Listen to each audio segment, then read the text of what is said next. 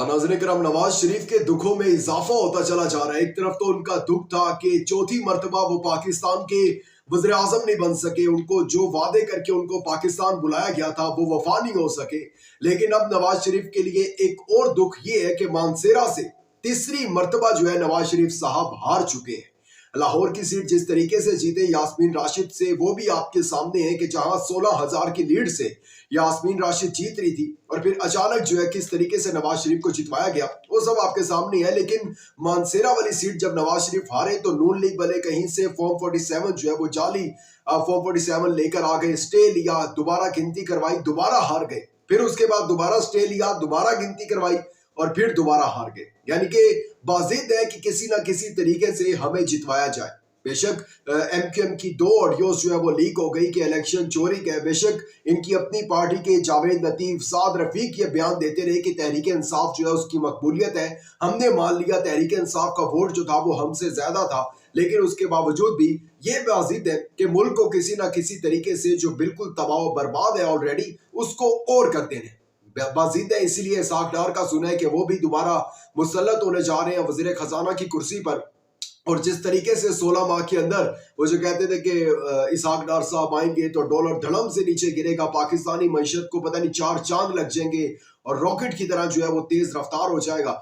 लेकिन इसहाक डार ने 16 माह के अंदर जिस तरीके से मुल्क की मईशत को चलाया वो भी अब आपके सामने है। और अभी भी बाजिद देंगे कि इसहाक डार को दोबारा वजीर खजाना लगाना है ताकि वो इस मुल्क में जो डूबती मईशत है उसको मजीद जो है वो डुबा दे। इमरान खान की जमानत मंजूर हो चुकी है, बड़ी खुशी की बात है। ना सिर्फ इमरान खान बल्कि यास्मीन राशिद जो है उनकी जमानत भी मंजूर हुई है। कौन से केसेस में वो आपको बताते हैं आगे चलकर। इलेक्शन कमीशन ने सदारती जो है इलेक्शन का शेड्यूल जो है वो जारी कर दिया है। इसके साथ साथ मौलाना फजल रहमान जो कि काफी नाराज थे एस्टेब्लिशमेंट से, नून लीग से, क्योंकि उन्हें सीटें नहीं जितवाई गई। अब तो वो कह रहे हैं ना कि इलेक्शन में धांधली हुई है, लेकिन अगर जितवा देते तो इलेक्शन जो था वो साफ और शफाफ था। उनकी मुलाकात हुई है नवाज शरीफ साहब से, वो क्या उसका अहवाल भी आपको लाजमी देते हैं। लेकिन आगे बढ़ने से पहले चैनल को सब्सक्राइब करके शुक्रिया का मौका दीजिएगा, वीडियो को लाइक और शेयर लाजमी कीजिएगा। और नाज़रीन करम, सबसे पहले बात कर लेते हैं आपके कप्तान इमरान खान साहब की, जिनकी जमानत जो है वो मंजूर हुई है 4 मुकदमात में। वही जो है मुकदमात 9 मई के हवाले से 9 मई बल्कि अब तो आपके भी मैं बोल बोल के थक गया हूं कि 9 मई जब से 9 मई हुआ है तब से अब तक जो है वो हेडलाइंस में भी, main stream media, social media यहाँ बात कर रहे हैं तो 9 मई। और लेकिन उसके ऊपर फेयर ट्रायल नहीं कभी करवाएंगे ये लोग, क्योंकि उसके अंदर ये लोग खुद ही फंस जाएंगे। आज अली अमीन गंडापुर ने भी जो है वो अपनी पहली तकरीर में यही बात की कि आप करवाएं, तहकीकात करवाएं, जो 9 मई का मुलजिम है उसको अंदर डालें, मैं आपके साथ खड़ा हूंगा, हम उसकी जो है आपके साथ तफ्तीश करवाएंगे। आप कहते हैं ना तहरीक इंसाफ के वो हैं, तो हमें तो ढूंढने में बड़ी आसानी हो जाएगी। आप वो सीसीटीवी फुटेज तो लेके आए अदालत के अंदर और फिर तहकीकात करें।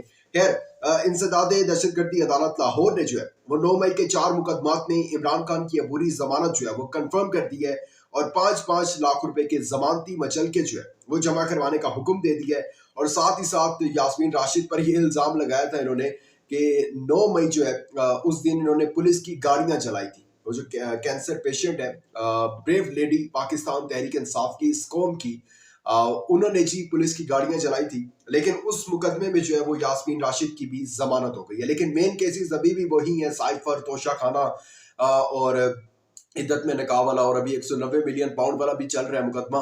तो लेकिन एक बात बड़ी क्लियर है, क्योंकि वो उनके ऊपर समाअत होना शुरू हो चुकी है, नोटिस जारी कर दिए गए हैं नैब को भी, लेकिन FIA को भी। लेकिन वो मुकदमात भी अगर 3 या 4 समातों से ज्यादा चलने वाले नहीं है। और एक चीज बड़ी क्लियर है कि ये मुकदमात जो है इनमें जमानत हो भी जाती है खान साहब की, लेकिन 6 महीने से 8 महीने तक जो है या 1 साल तक भी जा सकता है ये प्रोसेस। खान साहब जो है वो बाहर नहीं आ सकेंगे। अब मौलाना साहब की जो है वो मुलाकात हुई है नवाज शरीफ साहब से। मौलाना साहब जो कि आज़ादी मार्च की तरफ भी बढ़ना चाह रहे हैं, एहतजाज की तरफ भी बढ़ना चाह रहे हैं, धरने की तरफ भी बढ़ना चाह रहे हैं और तहरीक इंसाफ को पुश कर रहे हैं कि आप जो है हमें लीड करें, हम आपके पीछे खड़े होंगे। लेकिन आज उनकी जी नवाज शरीफ साहब से मुलाकात हुई है और नून लीग ने जो है उसका जो इसका अहवाल है मुलाकात का वो ये है कि नून लीग ने ऑफर की है कि आपको जी है बलूचिस्तान में भी हम वजारतें देते हैं, इसके साथ साथ आपको जो है वफाक में भी वजारतें देते हैं, तो आए और हमारे साथ बैठकर जो है ना मिलकर बात करें। अब मौलाना साहब सियासी बंदे हैं, अब ये कोई अभी भी मैं आपको कह रहा हूँ कि मौलाना साहब की नीयत कोई साफ नहीं है कि जी इलेक्शन साफ और शफाफ नहीं हुए या तहरीक इंसाफ के साथ खड़े हुए हैं, तो वो सिर्फ इसी वजह से खड़े हुए हैं कि उनको ज्यादा सीटें नहीं मिली हैं। अब मौलाना साहब सियासी बंदे हैं, थोड़ा सा शायद उनका जो भाव है वो बढ़ाएं तो शायद फिर मौलाना साहब जो है नून लीग की तरफ मूव करें, लेकिन अभी तक जो है क्योंकि उन्होंने आज स्पीकर के जो इंतखाबी अमल था उससे भी बाइकआउट किया और आगे भी वो कह रहे हैं कि सदर का जो मतलब कि वज़ीर आज़म का जिस दिन जो है वो इंतखाबी अमल होगा उस दिन भी मैं बाइकआउट करूंगा और आज़ादी मार्च की तरफ मैं बढ़ूंगा। लेकिन देखते हैं, पहली दफा तो उन्होंने ठुकरा दिया है, अब भाव और बढ़ेगा तो शायद फिसल जाए, लेकिन अभी तक जो है उन्होंने इनकार कर दिया है कि मैं कोई भी जो है आपके साथ जो है ना इत्तेहाद नहीं कर सकता। वहीं दूसरी तरफ जो है इलेक्शन कमीशन ने जो है वो सदारती इलेक्शन के लिए शेड्यूल जारी कर दिया है और सदारती इलेक्शन की जो पोलिंग है वो 9 मार्च को होगी और कल तक जो है वो कागजात नामजदगी जमा करवा सकती हैं। बड़ी आसान सी और बड़ी क्लियर अल्फाज में मैं आपको बता रहा हूँ कि आसिफ जरदारी, बल्कि आपको पता है मैंने क्यों बताना है आपको कि आसिफ जरदारी साहब जो है वो सदर होंगे पाकिस्तान के अगले जनाब सदर आरिफ अलवी के बाद, और पीपल्स पार्टी ने आसिफ जरदारी के लिए फॉर्म भी जो है वो वसूल कर लिया। तो ये एक सिर्फ आप कह सकते हैं कि सिंपल एक सिर्फ दिखाने के लिए कि भाई इलेक्शन हो रहे हैं, इलेक्शन करवा रहे हैं सदारती, लेकिन बड़ा क्लियर सा है कि आसिफ जरदारी साहब जो है वो अगले सदर होंगे। जिस तरीके से 8 फरवरी को इलेक्शन करवाए गए दिखाने के लिए कि मुल्क में जमहूरियत है, लेकिन वो फिर किस तरीके से 9 फरवरी को जमहूरियत का कत्ल किया गया वो सब आपके सामने है। खैर ये था जी अहवाल आपने जाना, आपका बहुत शुक्रिया, अपना इंपॉर्टेंट फीडबैक देना मत भूलिएगा। दीजिएगा इजाजत, अल्लाह हाफ़िज़। For more informative videos, subscribe our channel and press the bell icon.